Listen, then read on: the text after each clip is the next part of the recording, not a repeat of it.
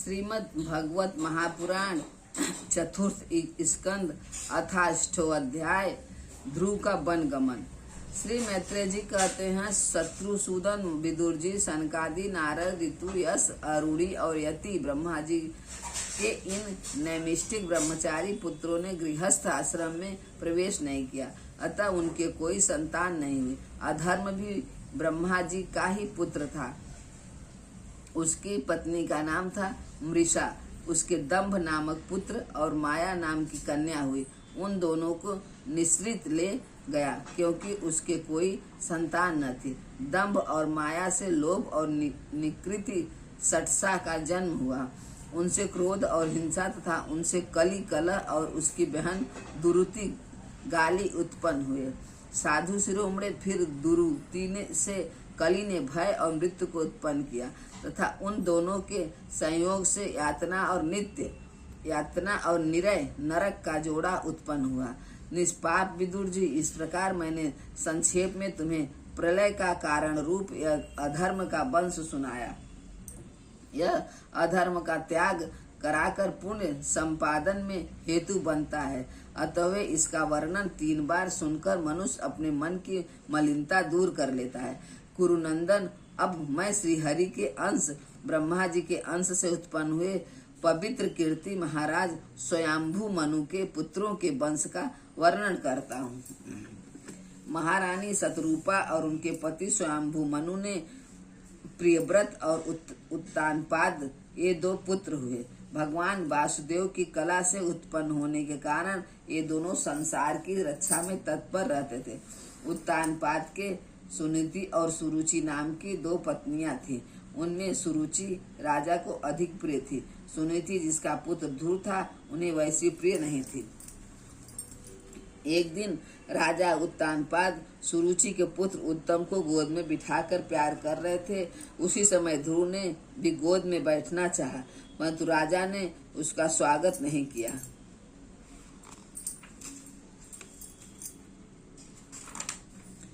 उस समय घमंड से भरी हुई सुरुचि ने अपनी सौत के पुत्र ध्रुव को महाराज की गोद में आने का यत्न करते देख उनके सामने ही उससे डाह भरे शब्दों में कहा, बच्चे, तू राज सिंहासन पर बैठने का अधिकारी नहीं है।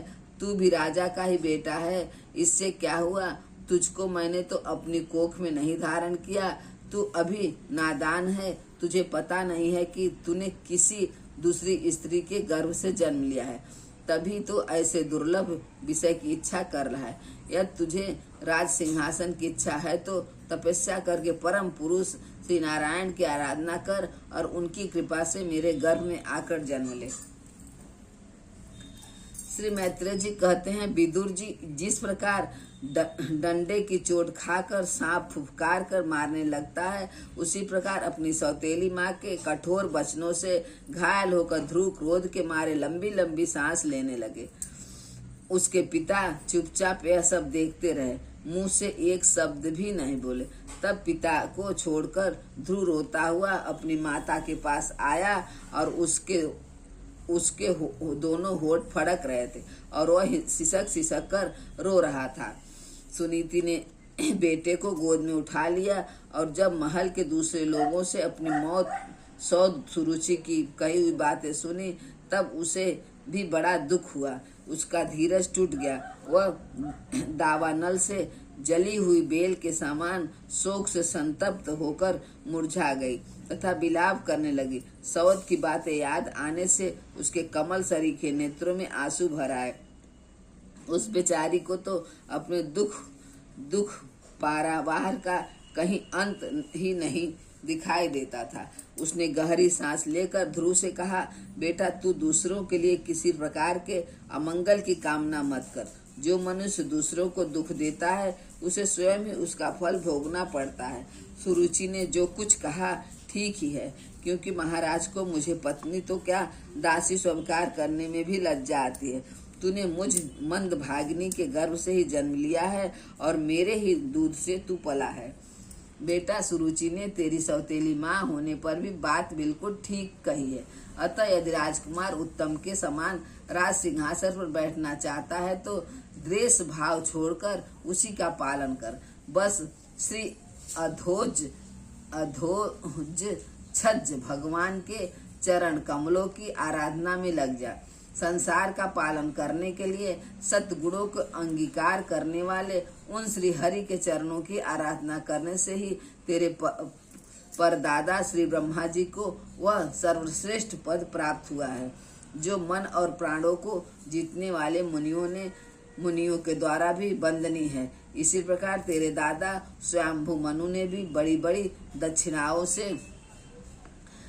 दक्षिणाओं वाले यज्ञों के द्वारा अनन्य भाव से उन्हीं भगवान की आराधना की थी। तभी उन्हें दूसरों के लिए अति दुर्लभ लौकिक अलौकिक तथा मोक्ष सुख की प्राप्ति हुई। बेटा, तू भी उन भक्त वत्सल श्री भगवान का ही आश्रय ले। जन्म मृत्यु के चक्र से छूटने की इच्छा करने वाले मुमुक्ष लोग निरंतर उन्हीं के चरण कमलों के मार्ग की खोज किया करते हैं।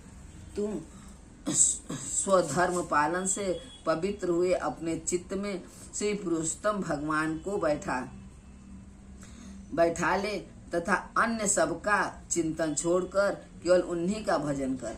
बेटा, उन कमल दल लोचन श्री हरि को छोड़कर मुझे तो तेरे दुख को दूर करने वाला और कोई दिखाई नहीं देता। देख, जिन्हें प्रसन्न करने के लिए ब्रह्मा आदि अन्य सब देवता ढूंढते रहते हैं, वे श्री लक्ष्मीपति भी दीपक की भांति हाथ में कमल लिए निरंतर उन्हीं श्री हरि की खोज किया करते हैं। श्री मैत्रेय जी कहते हैं माता सुनीति ने जो वचन कहे वह अभिष्ट वस्तु की प्राप्ति का मार्ग दिखलाने वाले थे। अतः उन्हें सुनकर ध्रुव ने बुद्धि द्वारा अपने चित्त का समाधान किया, जिसके बाद वे पिता के नगर से निकल पड़े। यह सब समाचार सुनकर और ध्रुव क्या करना चाहता है इस बात को जानकर नारद जी वहां आए। उन्होंने ध्रुव के मस्तक पर अपना पापनाशक कर कमल फेरते हुए मन ही मन विस्मित होकर कहा,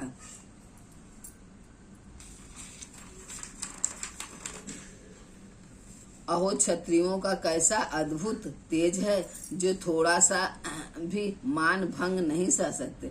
देखो, अभी तो यह नन्हा सा बच्चा है, तो भी इसके हृदय में सौतेली माता के कटु वचन घर कर गए। तत्पश्चात नारद जी ने ध्रुव से कहा, बेटा, अभी तो तू बच्चा है, खेल कूद में ही मस्त रहता है। अब हम नहीं समझते कि इस उम्र में किसी बात से तेरा सम्मान या अपमान हो सकता है। यह तुझे मान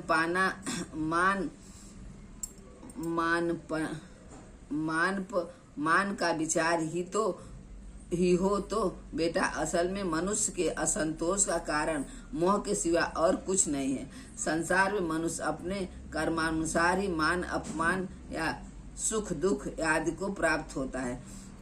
तात भगवान की गति बड़ी विचित्र है, इसलिए उस पर विचार करके बुद्धिमान पुरुष को चाहिए कि देववश उसे जैसी भी परिस्थितियों का सामना करना पड़े उसी में संतुष्ट है।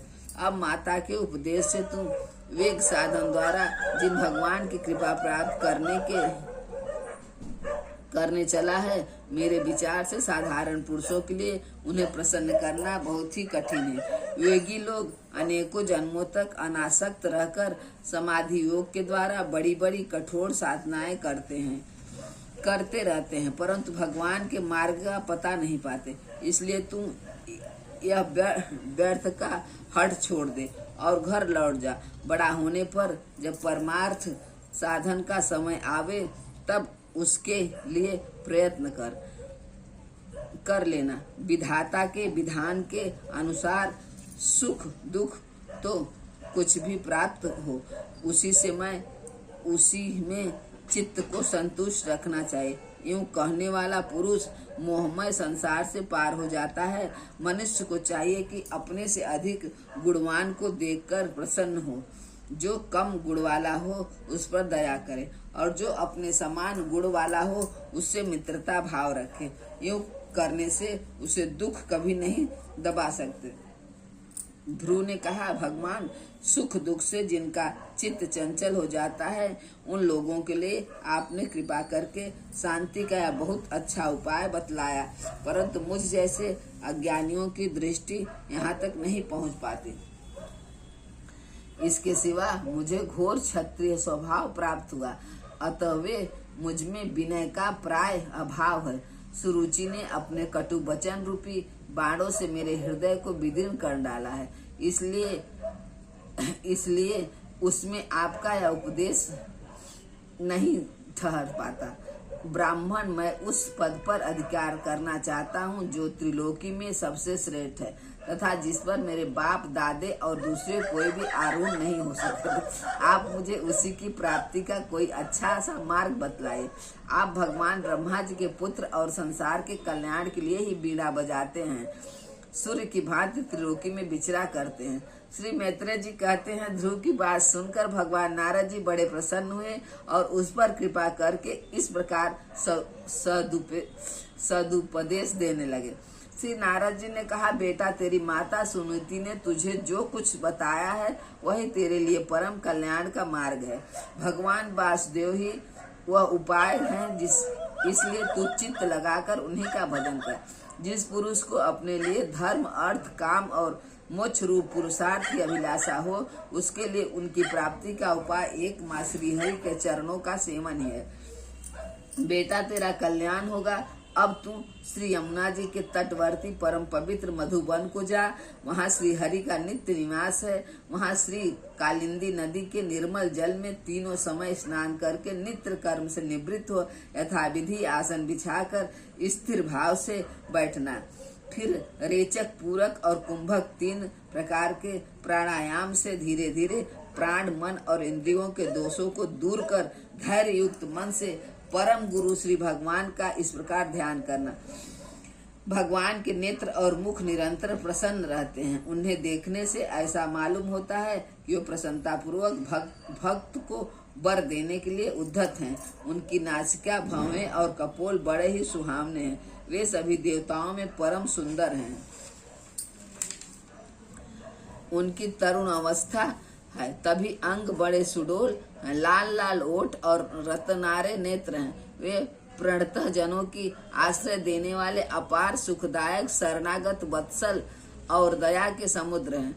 उनके वक्ष स्थल में श्री वत्स का चिन्ह है। उनका शरीर सजल जलधर के समान श्याम वर्ण है। वे परम पुरुष श्याम सुंदर, गले में वनमाला धारण किए हुए हैं और उनकी 4 भुजाएं में शंख, चक्र, गदा एवं पद्म सुशोभित है। उनके अंग प्रत्यंग किरीटी, कुंडल, केयूर और कंकड़ादि आभूषणों से विभूषित है। गला कौतुम मणि की भी शोभा बढ़ा रहे हैं तथा शरीर में रेशमी पीताम्बर, उनके कटी प्रदेश में कांचन की गर्दनी और चरणों में सुवर्णमय नुपुर पैजनी सुशोभित है। भगवान का स्वरूप बड़ा ही दर्शनीय, शांत तथा मन और नयनों को आनंदित करने वाला है। जो लोग प्रभु का मानस पूजन करते हैं, उनके अंतकरणों में हृदय कमल की कर्णिकार पर अपने नख मणिमंडित मनोहर पादारबिंदों को स्थापित करके विराजते हैं। इस प्रकार धारण करते करते जब चित्त स्थिर हो, एकाग्र हो जाए, तब उन वरदायक प्रभु का मन ही मन इस प्रकार ध्यान करे कि वे मेरी ओर अनुग्रह भरी दृष्टि से निहारते हुए मंद मंद मुस्करा रहे हैं। भगवान की मंगलमयी मूर्ति का इस प्रकार निरंतर ध्यान करने से मन शीघ्र ही परमानंद में डूब कर तल्लीन हो जाता है और फिर वहां से लौटता नहीं। राजकुमार, इस ध्यान के साथ जिस परम गृह मंत्र का जप करना चाहिए वह भी बतलाता हूँ, सुन। इसका 7 रात जप करने से मनुष्य आकाश में विचरने वाले सिद्धों का दर्शन कर सकता है। वह मंत्र है, ओम नमो भगवते वासुदेवा। किस देश और किस काल में कौन वस्तु उपयोगी है, इसका विचार करके बुद्धिमान पुरुष को इस मंत्र के द्वारा तरह तरह की सामग्रियों से भगवान की द्रयमयी पूजा करनी चाहिए। प्रभु का पूजन विशुद्ध जल, पुष्पमाला, जंगली मूल और फलादि पूजा में विहित दुर्वादि अंकुर वन में ही प्राप्ति होने वाले बलकल वस्त्र और उनकी प्रेयसी तुलसी से करना चाहिए। यदि शिला आदि की मूर्ति मिल सके तो उसमें, नहीं तो पृथ्वी या जल आदि में ही भगवान की पूजा करें। सर्वदा संचित मनशील, शांत और मौन रहे तथा जंगली फल मूलादि का परिमित आहार करें। इसके सिवा पुण्य कीर्ति श्रीहरि अपनी अनिवार्चनीय माया के द्वारा अपनी ही इच्छा से अवतार लेकर जो जो मनोहर चरित्र करने वाले हैं उनका मन ही मन चिंतन करता रहे। प्रभु की पूजा के लिए जिन जिन उपचारों का विधान किया गया है उन्हें मंत्र मूर्ति श्री हरि को द्वादशाक्षर मंत्र के द्वारा ही अर्पण करें। इस प्रकार जब हृदय स्थित हरि का मन, वाणी और शरीर से भक्ति पूर्वक पूजन किया जाता है, तब निश्चल भाव से भलीभांत भजन करने वाले अपने भक्तों के भाव को बढ़ा देते हैं और उन्हें उनकी इच्छा के अनुसार धर्म, अर्थ, काम अथवा मोक्ष रूप कल्याण प्रदान करते हैं। यदि उपासकों को इंद्रिय संबंधी भोगों से वैराग हो गया हो तो वह मोक्ष प्राप्ति के लिए अत्यंत भक्ति पूर्वक अविच्छिन्न भाव से भगवान का पूजन करे। श्री नारद जी से इस प्रकार उपदेश पाकर राजकुमार ध्रुव ने परिक्रमा करके उन्हें प्रणाम किया। तदंतर उन्होंने भगवान के चरण चिन्हों से अंकित परम पवित्र मधुबन की यात्रा की। ध्रुव के तपोवन की ओर चले जाने पर नारद जी महाराज उत्तानपाद के महल पहुंचे। राजा ने उनकी यथायोग उपचारों से पूजा की। तब उन्होंने आराम से आसन पर बैठकर राजा से पूछा। श्री नारद जी ने कहा, राजन, तुम्हारा मुख सूखा हुआ है। तुम बड़ी देर से किस सोच में विचार में पड़े हो? तुम्हारे धर्म, अर्थ और काम में से किसी ने कोई कमी तो नहीं आ गई? राजा ने कहा, ब्राह्मण, मैं बड़ा ही स्त्रीण और निर्दयी हूँ। हाय, मेरे अपने 5 वर्ष के नन्हे से बच्चे को उसकी माता के साथ घर से निकाल दिया। मुनिवर, वह बड़ा ही बुद्धिमान था। उसका कमल सा मुख से कुम्हला गया होगा। वह थक कर कहीं रात में पड़ गया होगा। ब्राह्मण, उस असहाय बच्चे को वन में कहीं भेड़िए न खा जाएं। अहो, मैं कैसा स्त्री का गुलाम हूँ। मेरी कुटिलता तो देखिए। वह बालक प्रेम बस मेरी गोद में चढ़ना चाहता था, किंतु मुझ दुष्ट ने उसका तनिक भी आदर नहीं किया। नारद जी ने कहा, राजन, तुम बालक की चिंता मत करो। उसके रक्षक भगवान हैं। तुम्हें उसके प्रभाव का पता नहीं है। उसका यश सारे जगत में फैल रहा है। वह बालक बड़ा समर्थ है। जिस काम को बड़े बड़े लोकपाल भी नहीं कर सके, उसे पूरा करके और शीघ्र ही तुम्हारे पास लौट आएगा। उसके कारण तुम्हारा यश भी बहुत बढ़ेगा। श्री मैत्रेय जी कहते हैं, देवर्षि नारद की बात सुनकर महाराज उत्तानपाद राजपाट की ओर से उदासीन होकर निरंतर पुत्र की चिंता में रहने लगे। इधर ध्रुव जी ने मधुबन में पहुंचकर यमुना जी में स्नान किया और उस रात पवित्रता पूर्वक उपवास करके श्री नारद जी के उपदेशानुसार एकाग्रचित से परम पुरुष श्री नारायण की उपासना आरंभ कर दी। उन्होंने 3 रात्रि के अंत से शरीर निर्वाह के लिए केवल कैथ और बेर के फल खाकर श्रीहरि की उपासना करते हुए 1 मास व्यतीत किया। दूसरे महीने में उन्होंने 6 दिन के पीसे हुए सूखे हुए घास और पत्ते खाकर भगवान का भजन किया। तीसरा महीना 9 दिन पर केवल जल पीकर समाधियों के द्वारा श्री हरि की आराधना करते हुए बिताया। चौथे महीने में उन्होंने श्वास को जीतकर 12 दिन के बाद केवल वायु पीकर ध्यान योग द्वारा भगवान की आराधना की। 5वां मास लगने पर राजकुमार ध्रुव श्वास को जीतकर पर ब्रह्म का चिंतन करते हुए एक पैर से खंभे के समान निश्चल भाव से खड़े हो गए। उस समय उन्होंने शब्द आदि विषय और इंद्रियों के नियामक अपने मन को सब ओर से खींच लिया तथा हृदय स्थित हरि के स्वरूप का चिंतन करते हुए चित्त को किसी दूसरी ओर न जाने दिया। जिस समय उन्होंने महदादि संपूर्ण तत्वों के आधार तथा प्रकृति और पुरुष के भी अधीश्वर पर ब्रह्मा की धारणा की, उस समय उनके तेज को न सह सकने के कारण तीनों लोग कांप उठे। जब राजकुमार ध्रुव एक पैर से खड़े हुए तब उनके अंगूठे से दबकर आधी पृथ्वी इस प्रकार झुक गई जैसे किसी गजराज के चढ़ जाने पर नाव पद पद पर दाईं बाईं ओर डगमगाने लगती है। ध्रुव जी की अपने इंद्रिय द्वार तथा प्राणों को रोककर अनन्य बुद्धि से विश्वात्मा श्रीहरि का ध्यान करने लगे। इस प्रकार उनकी समष्टि प्राण से अभिन्नता हो जाने के कारण सभी जीवों का श्वास प्रसव रुक गया। इससे समस्त लोक और लोकपालों को बड़ी पीड़ा हुई और वे सब घबराकर श्रीहरि की शरण में गए। देवताओं ने कहा, भगवान, समस्त स्थावर जंगम जीवों के शरीर का प्राण एक साथ ही रुक गया है। ऐसा तो हमने पहले कभी अनुभव नहीं किया।